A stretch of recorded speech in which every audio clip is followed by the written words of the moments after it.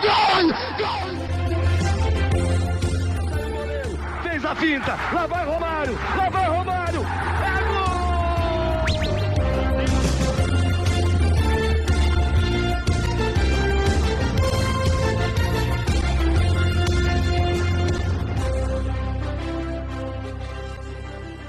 Olá, seja bem-vindo você a mais uma edição do Contecast, o podcast do Conte Verde, a casa do futebol de seleções. Eu sou Gabriel Salaf, estamos na nossa edição 163 e vamos falar tudo que rolou nas quartas de final da Copa Ouro. Já temos os semifinalistas definidos, já tivemos muitas emoções nesses confrontos, surpresas. A gente vai comentar tudo que rolaram nesses 4 jogos lá nos Estados Unidos. Mas antes eu convido você a seguir a gente nas nossas redes sociais, Threads, Twitter, Instagram, TikTok, @ConteVerde_. Também a seguir a gente aqui no YouTube e no Spotify, onde você estiver escutando esse podcast, para você acompanhar toda a nossa cobertura, a nossa repercussão da data FIFA, que já aconteceu, claro, no começo do mês de junho. Agora já estamos em julho, talvez, quando você estiver escutando esse podcast. E, claro, o nosso Minuto da Copa Ouro, que traz um resumo diário. Se você perdeu algum dia da Copa Ouro, quer ver como que foi tudo bonitinho, a gente tem esse resumo para você. Lembramos também, se você quiser apoiar, apoia.se/ConteVerde com R$10 por mês, você pode ajudar a gente a estruturar, melhorar cada vez mais nosso trabalho. E também, se puder, compartilhe esse podcast com seus amigos que estão acompanhando a Copa Ouro, que estão tentando acompanhar a Copa Ouro no Mundial. Tem muita gente falando do Mundial e aqui a gente está falando sobre a Copa Ouro, tentando levar uma visão aí de como está sendo essa competição que acontece ao mesmo tempo da Copa do Mundo de Clubes no mesmo país, mas com tanta emoção quanto, como diria o ao meu lado hoje está aqui mais uma vez Tainan Melo. Tainan, seja bem-vindo. Tainan que está trazendo aí o resumo da Copa Ouro. Já foram 12 edições, faltam mais 2. Tainan, já temos os 4 semifinalistas, 2 favoritos que ainda não, talvez, mostraram porque são favoritos, e 2 surpresas. Uma delas já estava sendo surpresa anteriormente, e outra surgiu agora, né? Veio aí, como dizia a imprensa local, nem nós outros acreditávamos. Seja bem-vindo, Tainan. Qual foi o seu primeiro panorama aí dessa fase de quartos de final? E aí, Gabriel, todo mundo que nos acompanha. Foi bem interessante. Gostei das quartas de final como um todo.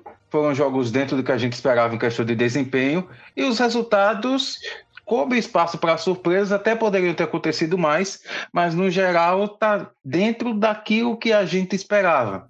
Claro, com as surpresas, mas digamos que dos palpites que a gente falou nas prévias, pelo menos eu acertei 50 e errei 50, então eu estou na margem. Mas foi bem interessante e tem um prognóstico bem legal para essas semifinais. Você é metade do mundo, errou, acho que 50-50. Né? Eu estava um pouco desconfiado, porque sempre tem uma surpresa, né? Nunca é, a gente já acompanha mata-mata e sabe como é que é, nunca é aquilo que a gente imagina, mas de fato, talvez a surpresa que eu achava que aconteceu, né? Mas a outra realmente como disse, surpreendeu até quem estava torcendo. E a surpresa foi a classificação de Honduras, que abriu a fase de quartas de final. O Panamá saiu vencendo Honduras por 1-0, controlou boa parte do jogo, mas acabou caindo muito ao longo da segunda etapa. Honduras cresceu, o Rueda mexeu bem no time, buscou empate e nas penalidades levou a melhor vitória por 4-3. A gente vai falar sobre a Honduras depois, vamos falar da mesma forma que foi na fase de grupos, Tainan, falando sobre as eleições eliminadas. O Panamá jogou a bola para a gente considerar como favorito, não só para esse duelo, mas até para chegar a uma final, né? E acho que isso pode ter sufocado um pouco a seleção panameña. Eu estava lendo a repercussão da imprensa por lá, já tinha muita gente falando numa possível revanche contra o México, lembrando que na última Copa Ouro o Panamá perde para o México na final, ou seja, já tinha esse pensamento de revanche e tudo mais, e eu senti um pouco disso no jogo, né? Que o Panamá, ganhando por 1-0, dominando a partida por 60 minutos, começa a segurar, pensando já no próximo jogo, o jogo está na nossa mão, então vamos começar a dar uma segurada, mas o placar não era esse. E me lembrou um pouco do aspecto daquele jogo contra a Guadalupe, né, que é um jogo que o Thomas Christensen fica muito irritado, né, que o Panamá, aí é a diferença, o Panamá estava ganhando de 4-0, mas dá uma relaxada monstra e Guadalupe começa a descontar, ter chance, né, transforma um 4-0 em 4-2. Claro, como eu falei, é uma realidade completamente diferente, mas senti que faltou isso, né, porque a gente for ver as matérias, os destaques, né, do Panamá nesta Copa Ouro, são vários destaques positivos, né? O Ismael Dias, que é um jogador que já teve o seu auge e está conseguindo aparecer bem, o Thomas Rodrigues, que estreou bem, enfim, Cristian Martins, Jorge Gutierrez, vários nomes que foram listados aqui como peças, e aquilo que a gente falou até na última edição, o Panamá jogou né, sem o Carrasquilha, que é o principal jogador, e jogou bem, né, maior parte dos jogos, mas fico alerta de não bobear. Acho que principalmente das eliminatórias, o Panamá ainda para mim segue muito favorito no seu grupo. Claro, tem Guatemala e dá uma impressão maior, mas acho que o Panamá ainda tem um nível superior a seus adversários para chegar na Copa do Mundo. Mas liga esse alerta, e foi o que o Thomas Christensen falou, né, que foi um golpe de realidade, foi a palavra que o Thomas Christensen usou para falar sobre essa eliminação. Como que você viu, Tainan, esse jogo? Claro, toda a situação que o Panamá tem que encarar com essa eliminação precoce por aquilo que os canarinhos tinham desempenhado na competição até agora. A gente tinha falado que tinha desempenhado o melhor futebol, era um futebol convincente, mas também a gente chamou a atenção para esse jogo, para como foi a estreia, né? E foi um desempenho que repetiu de certa forma, só que do outro lado não tinha Guadalupe, tinha Honduras e não estava goleando, estava 1-0 e não era jogo de estreia de primeira fase, era um mata-mata. E aí foi um pouco do que o Panamá, do conforto que eles se colocaram, ou que eles achavam que estavam, junto com a astúcia do Reinaldo Rueda de fazer substituições de Honduras, que a gente vai falar mais na frente. Mas é realmente isso, a coisa estava fluindo tão bem para o Panamá, desde o começo, que estava tudo fluindo muito bem, tudo naturalmente bem positivo. E aí eles dominam o jogo, fazem 1-0 nos acréscimos do primeiro tempo e vão para o segundo tempo com a vantagem, tendo um melhor futebol com mais qualidade. Então tá ótimo, vamos segurar aqui, pensando já em poupar, evitar desgastes para o próximo confronto contra o México. Assim, não tinha acontecido ainda o confronto do México e a Arábia Saudita, mas o confronto possivelmente contra o México era o favorito.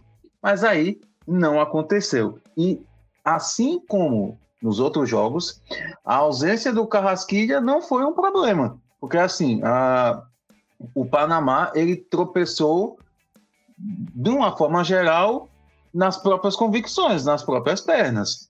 E custa caro. Não acho que vai trazer uma grande consequência, uma ruptura ou uma mudança total de rota. Acredito que isso não vai acontecer. Mas fico alerta para que em um cenário tão importante quanto em um mini torneio que será essa fase final das eliminatórias, não pode vacilar. Tem o melhor futebol do grupo, tem jogos de ida e volta, são 6 jogos, mas tem que ficar atento para evitar que tais situações que aconteceram, tanto o jogo contra a Guadalupe, principalmente esse jogo contra Honduras, que custou caro, não apenas pelo resultado, pela eliminação, mas por impedir que pudesse até acontecer um feito maior para o futebol panamenho, que a gente volta a dizer, tinha o melhor futebol da primeira fase, tem que ligar o alerta para evitar que essas coisas se repitam nas eliminatórias para a Copa do Mundo. Ficar atento, né? Ficar muito atento, porque o Panamá tem toda essa pinta de favoritismo e óbvio que dá um baque, né?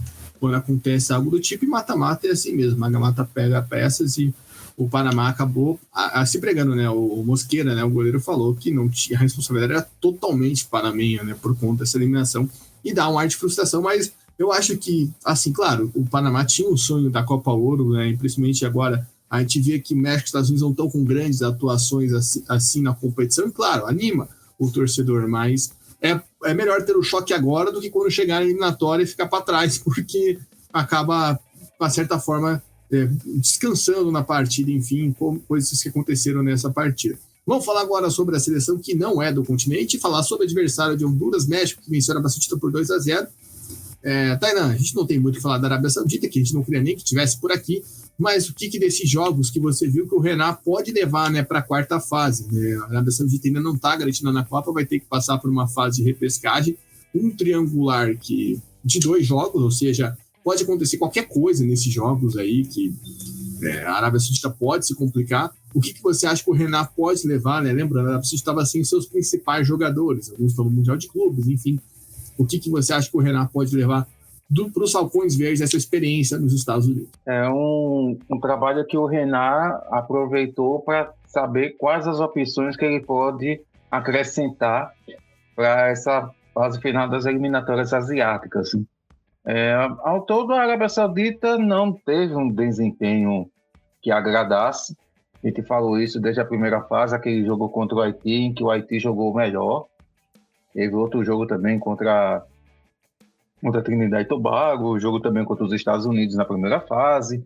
E era uma seleção que veio, claro, não tem pretensões, não vinha com os jogadores principais e veio apenas para tentar dar mais entrosamento, o Renan observar mais peças e ver o que pode acrescentar para essa fase final das eliminatórias asiáticas.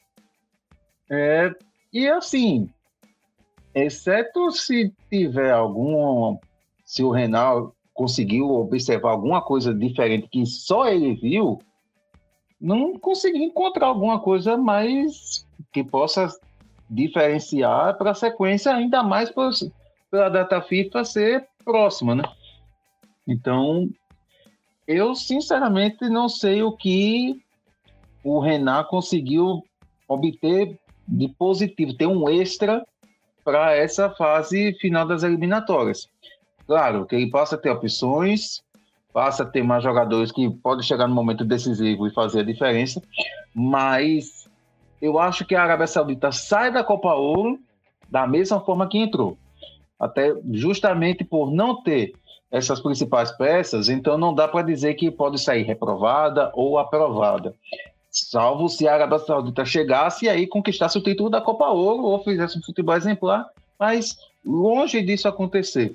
Até o segundo tempo no jogo contra o México foi interessante. A Arábia Saudita até ousou um pouco mais, mas aí tem as circunstâncias do jogo. Mas, como um todo, não vejo assim, grandes mudanças. Ela sai da mesma forma que entra. E para a sequência do Renan, é ver o que ele pode tirar de saldo desses jogadores para acrescentar com os destaques do time na próxima fase. Pois é, lembrando que o Renan ainda vai ter um tempinho, né? Porque a Ásia vai dar um mês ainda de folga, né? A data FIFA de setembro vai ser liberada para amistosos, então, né, em outubro só teremos essa fase, então ainda vai dar mais um tempo, mas, como falamos, não era a seleção principal, né? Ainda, acho que até mesmo na ESPN estavam falando sobre isso, né? Como a Arábia Saudita não conseguiu apresentar o futebol, ela consegue uma vitória contra o Haiti um dia, ela não é melhor no jogo, né? O jogo contra os Estados Unidos foi o sonífero até aqui da competição, e o jogo de Trinidad e Tobago foi um jogo, vamos dizer, mais equilibrado, mas era um jogo que, em tese, a gente não esperava que a Arábia Saudita sofresse tanto, né? Dada a diferença entre as duas seleções. Então vamos agora voltar para a CONCACAF, já temos um lado da chave, agora vamos para o outro.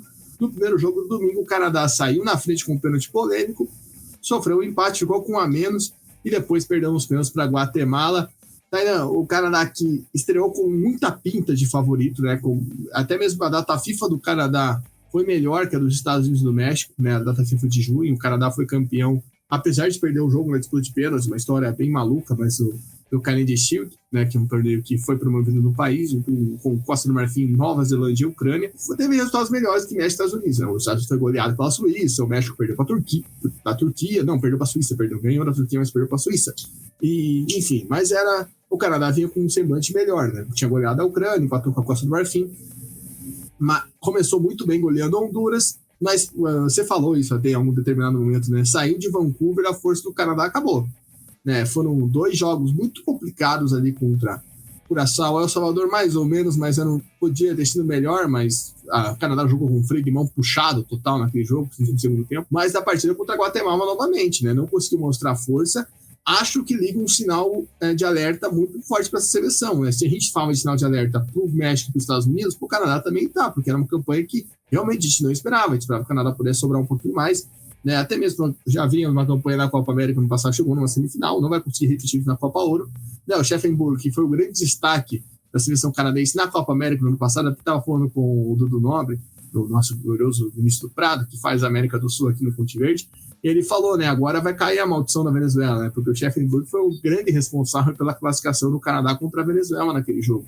E agora ele é provavelmente o grande responsável pela eliminação do Canadá, né, ele é expulso no final do primeiro tempo, a seleção da Guatemala ganha o jogo. Né, acho que a pergunta que eu deixo para você é, a eliminação do Canadá é fruto apenas da expulsão do Scheffenburg ou tem mais elementos que explicam, que deixam um sinal de alerta para a seleção que agora só vai ter compromissos oficiais na Copa do Mundo, né? Só vai jogar amistosos daqui até lá. Não dá para dizer que foi um fato isolado não, Gabriel, porque assim, o Canadá ele repetiu a postura que fez na maioria dos jogos da Copa Ouro. Quem ouviu o minuto da Copa Ouro de ontem para hoje, no caso de domingo para segunda, após as quartas de final, deixa bem claro isso, de como o Canadá foi. O Canadá começa o jogo, como todos os outros, com mais qualidade técnica, ensaia uma pressão, mas fica por isso mesmo, consegue um resultado, consegue fazer um gol e para. Simplesmente isso. Ele joga para fazer um gol e sair na frente. E para. E aí, ontem, encontrou um adversário que mais complicado, e é o que a gente fala de Honduras. É mata-mata. E com um a mais, naturalmente, ia para frente. E assim, o Canadá tem peças que são decisivas. Jonathan David, por exemplo, é um jogador importante, mas que, claro, tem fim de temporada, todas essas coisas contam, mas o Canadá parece que aquelas peças que são a referência da seleção têm deixado a desejar, não tem conseguido repetir o efeito de outros tempos, e não dá para colocar a eliminação apenas na conta da expulsão do Schaefenburg. Foi infantil? Foi. Não dá para ser expulso em 8 minutos com 2 faltas de jogo, principalmente uma nos acréscimos do primeiro tempo. Um lance no meio de campo. Então, passa muito por isso. E o Canadá tem que ligar esse alerta justamente para isso. Porque não vai ser em todo o jogo, e ficou bem claro, que vai resolver apenas com a superioridade técnica, fazendo a pressão inicial e conseguindo abrir o marcador no começo do jogo. Nem todo jogo vai ser assim, e nem todos os jogos serão em Vancouver para ter aquela questão de jogar em casa. Então, precisa jogar mais.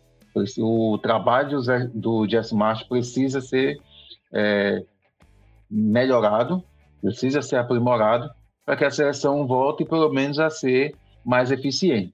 Tem potencial, tem qualidade para isso, é uma das grandes forças dessa parte do continente, mas precisa comprovar isso, não dá para ficar só na teoria.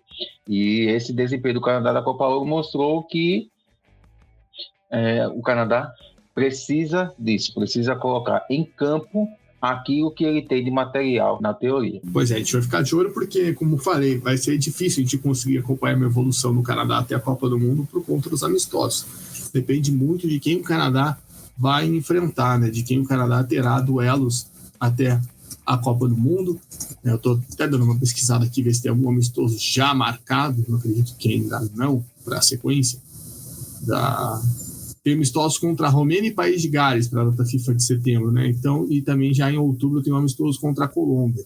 Então vamos ficar de olho, ver como que o Canadá vai se desempenhar para essas partidas. E fechando com acho que a melhor notícia entre os eliminados das quartas de final, que foi a Costa Rica, né? A Costa Rica que fez um jogo bom contra os Estados Unidos, principalmente no segundo tempo, né? A Costa Rica sai na frente, mas acaba fazendo um jogo muito defensivo ao longo de todo o primeiro tempo, né? Fez o gol e não fez mais nada. Toma empate, toma virada logo no comecinho do segundo tempo. Os Estados Unidos podia ter feito até mais, né? Perderam um pênalti. Depois, no segundo tempo, os Estados Unidos até pressiona. O Keylor Navas trabalha muito bem, né? Um grande jogo do Keylor Navas. E a Costa Rica encontra um gol numa jogada individual do Mora. E ali pra frente só deu Costa Rica. Costa Rica podia ter vencido o jogo no tempo normal. Leva para os pênaltis. O Keylor Navas faz a parte dele, mas quem tá cobrando não faz. A Costa Rica acaba eliminada. Mas tá indo, até comparado com o que a gente viu, e até estava refletindo muito nisso, é óbvio, agora você está com o Herrera, antes você estava com o Alfaro, mas é curioso porque as boas atuações da Costa Rica são em duelos onde ela tem que se defender. E parece que a Costa Rica está com o problema que eu brinco que é o problema da Austrália. Que a Austrália, principalmente o Graham Arnold, ela enfrentava um adversário grande, ela conseguia se fechar, todo mundo tinha os que. Ela, para propor jogo, era uma desgraça. Né, para o jogo com uma seleção mais equilibrada. Claro, obviamente, a Costa Rica vai pegar Bahamas, vai meter 7 como meteu já, né? Foi 8, na verdade. Enfim, mas tem essa questão de umas seleções mais equilibradas, que é o problema das eliminatórias, porque a Costa Rica vai enfrentar lá vai pegar o Haiti, vai pegar a Nicarágua, enfim, daí pode haver problemas, mas parece que esses jogos que em tese são mais difíceis, a Costa Rica consegue se comportar de forma melhor, nessa postura mais defensiva, a postura de sair em contra-ataque. Foi assim contra o México, foi assim contra os Estados Unidos, foi assim contra o Brasil ano passado, que segurou o 0-0. Enfim, Tainan, como que você viu essa saída da Costa Rica, que até pelas nossas expectativas e projeções quanto aos ticos, foi melhor que a gente esperava. Não, acho que é o ponto da gente olhar para Costa Rica no grupo ali das eliminatórias, sei lá, favoritaça. Mas dá um sinal melhor, até uma evolução do trabalho do Herrera. Ela sai da Copa Ouro e chega às eliminatórias com uma impressão positiva de que aqui, ó, eu consegui desafiar os anfitriões e apenas os pênaltis foram... A gente saiu apenas nos pênaltis. Claro que aí, se a gente for analisar um futebol, o desempenho como um todo, aí vai ver realmente que tem muita coisa ainda a melhorar na Costa Rica. Mas esse jogo contra os Estados Unidos vai totalmente nessa direção que você falou, o jogo da Costa Rica, o desempenho em relação também ao resultado, passa por muito do que o adversário que ela vai enfrentar. A dificuldade em propor jogo diante de adversários nivelados. Então, a Costa Rica, ela encontra uma base defensiva e aí tem que trabalhar para como evoluir nisso. Ela chegou num certo nível, e ainda muito rasteiro, mas um nível de segurar e ser eficiente na defesa, embora, principalmente o segundo gol dos Estados Unidos foi uma falha gritante de marcação, o Austin recebe totalmente sozinho no lado esquerdo, mas, como um todo, ela tem defensivamente um bom desempenho, e aí precisa evoluir na questão ofensiva. E aí é o que precisa ser trabalhado pelo Miguel Herrera na sequência, justamente porque são adversários nas eliminatórias que vão trazer jogos equilibrados. E aí a Costa Rica vai ter que propor o jogo, vai ter que ser eficiente quando jogar fora de casa, a depender do adversário, mas a depender das circunstâncias, talvez mesmo fora de casa, não dá para ficar tanto na defensiva. Vai ter momentos que vai precisar propor o jogo, vai precisar atacar. E aí é onde a seleção precisa encontrar esse encaixe para ter um desempenho ofensivo melhor. Essa é a grande questão do Miguel Herrera, pelo menos acredito que essa deva ser para a sequência para esses jogos das eliminatórias. O quanto que ofensivamente a seleção da Costa Rica vai produzir diante de adversários que talvez não deem a mesma brecha dos Estados Unidos. Porque os Estados Unidos estavam ganhando o jogo, mas a gente vai falar também deles, não estavam com o time principal, não estavam com força máxima. Então, aproveitar, eles até chegaram a aproveitar, poderiam ter ganho o jogo, teve chance para isso, bola na trave, o Freeze foi tão destacado quanto o Keylor Navas, mas fica essa questão. Até que ponto a Costa Rica vai conseguir render ofensivamente a ponto de conseguir a classificação para a Copa do Mundo? Pois é, fica aí a expectativa, né, para os jogos em setembro. Acho que, por exemplo, pegar as pessoas que a gente falou aqui que vão jogar essa fase, acredito que o Panamá ainda esteja num cenário melhor que a Costa Rica, mas acho que a Costa Rica pode chegar motivada. E um destaque, né, a Costa Rica conseguiu fazer um bom jogo ofensivo nessa postura sem o Gaudio, né? O Gaudio não ficou nem no banco nessa partida, né? Ficou de fora. Vamos agora falar dos classificados, então, vamos falar agora das semifinais, falando do primeiro confronto, né, que é entre Estados Unidos e Guatemala, que acontece nessa quarta-feira, dia 2, às 8 horas da noite.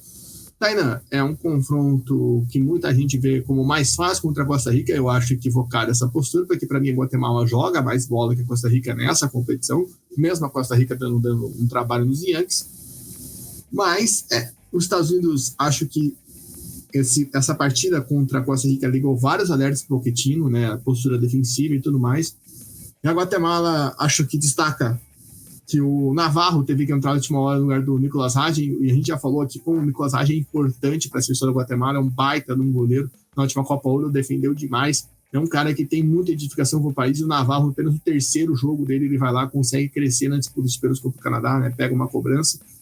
Enfim, queria saber como que você vê essa expectativa para esse confronto, né? Os Estados Unidos que chega, obviamente, como favorito, mas como você já bem disse, sem sua seleção principal, ainda não, por mais que já tenha goleado, tenha passado na fase de grupos com 100%, não é aquele futebol que brilha os olhos ainda, contra essa Guatemala que vive um momento histórico, né? Uma seleção que quase 30 anos não participava na semifinal de Copa Ouro, né? Vem com brilho, vem com boas atuações, essa atuação contra o Canadá. Contra o Panamá, a gente dá uma segurada, né? Porque o Panamá deu um vareio. Foi o Hagen que evitou que o placar fosse maior, inclusive, contra o Panamá. Mas acho que essa vitória contra o Canadá, né, a forma como jogou, dá uma animada. E você vê nomes como o Oscar Santos, que está fazendo uma Copa Ouro majestosa. até mesmo a atuação contra a Jamaica pode ser uma inspiração para os guatemaltecos. Exatamente. A Guatemala, vejo, claro, o confronto, os Estados Unidos são favoritos, joga em casa, tem em tese mais time, mas o fato de ter mais time, a Guatemala já mostrou que pode surpreender.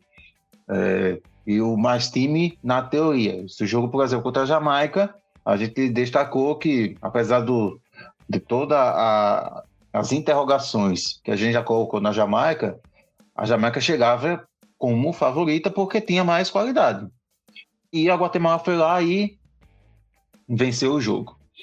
Então, passa muito pela atuação do Navarro. A gente, acompanhando o jogo ontem, claro, o Navarro ele foi destacado, mas ainda peca por ser um cara novo, não tem essa experiência, se a gente leva em consideração que o outro goleiro é o Ragen, que é um ídolo guatemalteco, já com muita experiência.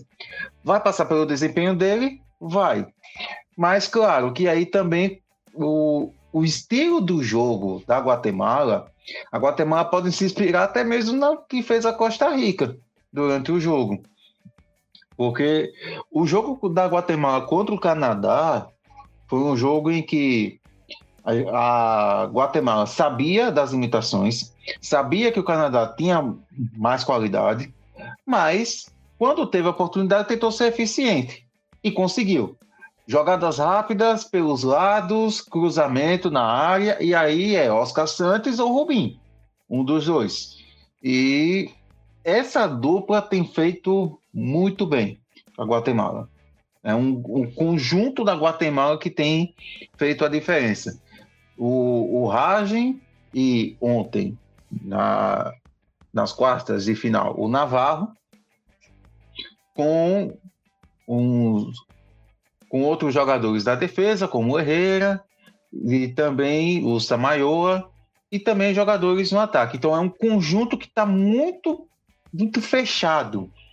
E isso pode trazer uma vantagem, pode trazer um trunfo muito bom para a Guatemala. Tem a questão da presença do torcedor. Então a Guatemala tem levado um bom apoio por parte da torcida. Então vai ser bem interessante acompanhar. Os Estados Unidos são favoritos, mas não dá para descartar a Guatemala, até porque estamos nas semifinais e que a classificação da Guatemala, tanto para as quartas de final quanto para as semifinais, não foi mero acaso, não foi acidentes, foi jogando, foi por merecimento.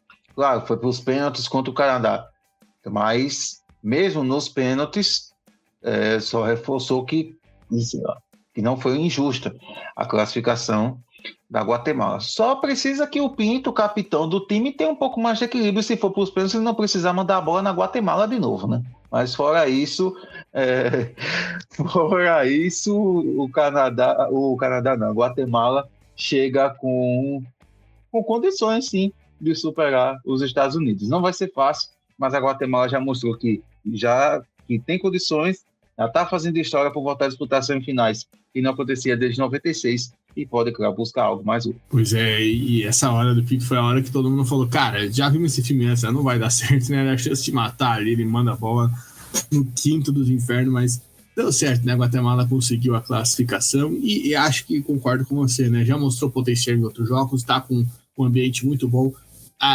Acredito que, até mesmo como o soccer não é tão empolgado, né, nos Estados Unidos, acredito que a gente vai ter um ambiente mais guatemalteca do que norte-americano nos Estados Unidos mesmo. Né? Acho que isso vai ser um grande termômetro da competição. Enfim, a Guatemala pode aí fazer história, né, indo para a sua primeira final. Do outro lado também tem seleção fazendo história. Honduras, do Reinaldo Rueda, que conseguiu se ajeitar, né? Começou tomando um sacode de 6-0, avançou, né? Venceu o clássico contra o Salvador e venceu contra a Curaçao por 2-0 e 2-1 e eliminou o Panamá, mas a gente vai falar que o México não fez uma grande exibição ainda, tá dependendo muito do Jiménez e de fato tá, né? Ele consegue, por mais que o México tenha dominado a Arábia Saudita no último jogo, ainda não foi aquela atuação de falar, nossa senhora, né? Que jogo do aqui. Mas a Honduras também não tá isso, né? Tanto que a gente brincou aqui algumas vezes já com o fato que na transmissão hondurenha o narrador dá aquele desabafo, né? Calando a boca de todo mundo que duvidava, não sei o que, né? O comentário só lá, a gente também, né? Então, só para se os hondurenhos não confiavam na seleção, quem éramos nós para confiar, né? Enfim, mas claro, isso muda a expectativa, muda, né, a seleção, e acho que tem um ponto para a gente reforçar, né? Você até colocou isso no Minuto da Copa Ouro, que é o recente histórico de confrontos entre Honduras e México em fases decisivas, né? Nas 2 últimas Ligas das Nações, as seleções se enfrentaram, né, com Honduras vencendo o primeiro jogo por 2-0 em Honduras.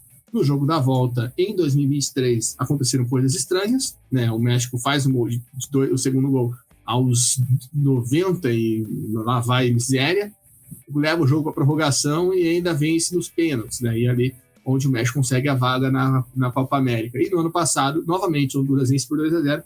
Só que aí acontece a garrafada no Aguirre, aí o México vai com sangue no olho e mete 4-0 em Honduras, aí não tinha nem o que falar.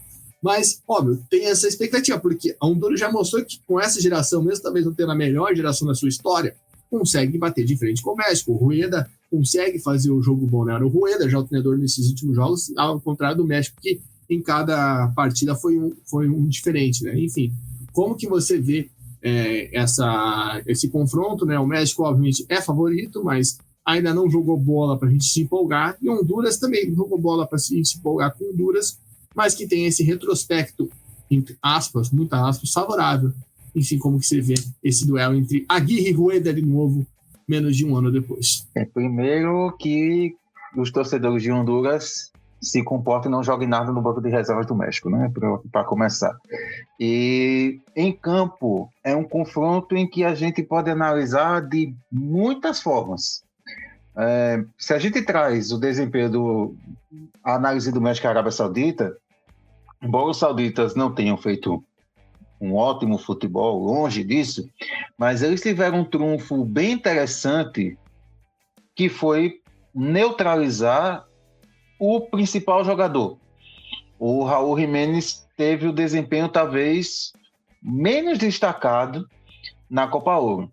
De todas as atuações do México, de todos os jogos em que ele vestiu a camisa mexicana, foi o que ele jogou menos. Isso também por ter um sistema defensivo que neutralizou bem. Em compensação, deixou o Alexis Vega mais solto e aí o Vega destruiu. Mas passa muito por isso também. O que Honduras pode fazer, o primeiro é tentar neutralizar essas peças que podem fazer diferença para o México. E com esse histórico recente de confrontos, com a seleção, esse conjunto, assim como falar da Guatemala, um conjunto fechado, os jogadores que são identificados, que, embora tenha dúvida, a dúvida externa, mas em campo, eles sabem, o conjunto, ele sabe o que fazer, o Rueda parece ter esse conjunto na mão, esse grupo na mão, e sabe o que esses jogadores são capazes de fazer. É um confronto difícil, olhando pelo ponto de vista de Honduras. O México é favorito? Sim, muito. Mas a oportunidade, sim. É jogo único, é mata-mata, é semifinal de Copa Ouro, Honduras volta 12 anos depois. Então, e Honduras já mostrou que, tirando aquela estreia totalmente desastrosa contra o Canadá, em que eles ficaram totalmente vulneráveis, eles sabem que aquilo é o que eles têm que evitar a todo custo, não apenas pelo placar, mas pelo desempenho. Parecia uma seleção profissional jogando contra outras de base. Foi um desempenho muito ruim. Mas depois Honduras conseguiu obter, sem jogar a partida vistosa, mas foram eficientes. Os jogos contra Curaçao, o clássico contra El Salvador, também contra o Panamá, que aí foi um desempenho em que o Rueda observa o momento da partida e consegue encaixar tanto a visão dele para mudar, quanto o que a gente já falou do Panamá, e o gol marcado, né? Então, o momento em que o gol marcado, no momento em que o Honduras estava melhor, mais no ataque. Então, eu vejo um jogo em que o Honduras pode usar, tem condições para isso, mas vai ter que ser eficiente. Primeiro, na visão de Honduras, tem que neutralizar os principais jogadores do México, aliada à pressão, porque diferente do Panamá, em que a gente falava que o Panamá tinha desempenhado, e estava mesmo, desempenhando o melhor futebol, um futebol solto, leve, o México não está nesse momento. É um time que tem muito a bola, mas que não converte essa posse em reais chances de gol. A proporção entre posse de bola e finalizações é bem distante, tem uma disparidade muito grande.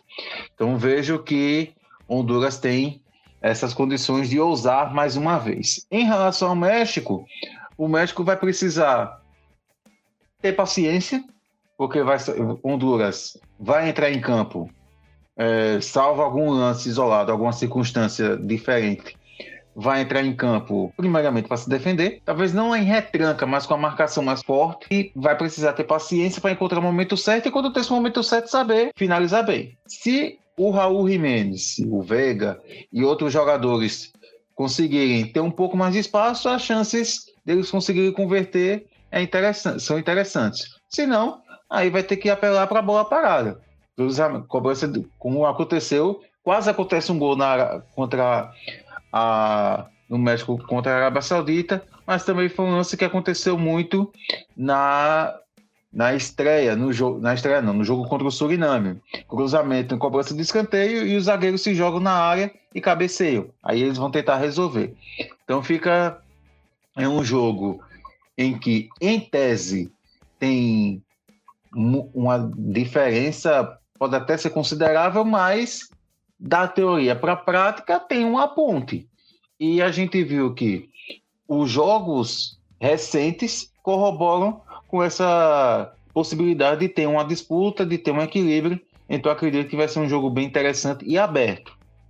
Aberto no sentido de ter possibilidades para os dois lados, embora os mexicanos sejam favoritos. Pois é, a gente fica na guarda. Eu acredito que vão ser dois grandes jogos, apesar de ter já uma expectativa na mídia e tudo mais, na mídia brasileira ou na mídia americana, da mais uma final México-Estados Unidos. A gente fica na guarda, né? Como já falamos, eram duas seleções que a gente não imaginava que chegariam aí, então quando chegam, não dá para imaginar que possam passar mais longe, ainda mais, friso aqui, é o Guatemala, que está fazendo uma grande competição. Então, e a gente já viu isso na última edição, né? O Panamá, que também, né, não era uma seleção que estava no seu grande momento da história, né? Vinha de uma derrocada muito grande eliminatórias, dependendo da vaga para Costa Rica, né? Umas rodadas finais péssimas.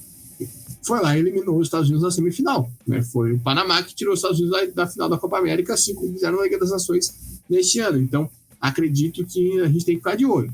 Claro, como você bem pontuou, México e Estados Unidos são favoritos, né, mas não dá para já a gente imaginar que no próximo domingo a gente vai estar assistindo mais um clássico da América do Norte. Dá para imaginar aí uma seleção da América Central aprontando em plenos States, né, como já diria algum poeta por aí. E a gente vai ficar na guarda, né? Vamos ficar na guarda, como já falei, o serviço de bordo aqui, quarta-feira, dia 2 de julho, primeiro jogo às 8 horas da noite, segundo jogo às 11 horas, né? Primeiro jogo é Estados Unidos e Guatemala, segundo México e Honduras. Você que está no Brasil pode acompanhar através da ESPN e do Disney Plus, se você possuir o serviço de streaming e uma TV a cabo, ou algum artifício que te permita assistir esses canais, né, no modo gatinho. Enfim, fica aí a recomendação de jogos para você saber que tem mais futebol. Na quarta-feira não vai ter Mundial de Clubes, né? Porque os jogos de quarta de final a oitava de final, vão até terça, e as quartas começam apenas na sexta. Então, né, já dá para você ficar de olho aí para colocar esses jogos na sua agenda, tá certo? Então, fica o convite. A gente volta também com o Minuto da Copa Ouro depois dos jogos na madrugada de quarta para quinta, e claro, com uma pré-jogo, né, com uma análise da semifinal e também o nosso esquenta para a grande decisão da Copa Ouro ao longo da semana, antes do final de semana. Então, fica o convite para você seguir a gente nas nossas redes sociais, Threads, Twitter, Instagram, TikTok, @ConteVerde_. Vamos falar muito sobre essa decisão, essa reta final de Copa Ouro ao longo dessa semana por lá. Também convido você a seguir a gente aqui no Spotify e no YouTube para você acompanhar. Se você não viu nenhum minuto da Copa Ouro, quer saber como foi um jogo específico, vai lá, o Tainan resumiu tudo bonitinho para você mesmo que tenha perdido o jogo. assistir, ouvir, conferir tudo bonitinho lá. E também, se puder nos apoiar, apoia.se/Contiverde, né? Com R$10 por mês você pode ajudar a gente a melhorar cada vez mais nosso trabalho. E também fica o convite para você compartilhar esse podcast com aquele seu amigo que está querendo saber se vai mandar um dinheirinho ou não na Guatemala nessa semifinal da Copa Ouro. Tainan, agradeço mais uma vez pela parceria. A gente vai aí para a nossa última semana, né? Temos aí mais 2 minutos da Copa Ouro, mais 2 podcasts de repercussão por aqui para a gente fazer, mas está sendo um prazer acompanhar essa competição contigo. Vamos ver o que as semifinais nos reservam. Isso é bem interessante, jogos bem legais de acompanhar. Vamos ver se teremos surpresa ou se veremos mais alguma decisão, como muitos colocam como decisão antes mesmo do torneio começar, né? Isso é bem interessante de acompanhar, valeu mais uma vez e reforço o convite para acompanhar por aqui, para ficar por dentro de tudo da Copa Ouro. Exatamente, a gente fica na sua companhia, a gente espera a sua companhia mais vezes conosco. Quando tiver de caminho da Copa do Mundo e da Copa Ouro, passa por aqui. Até mais!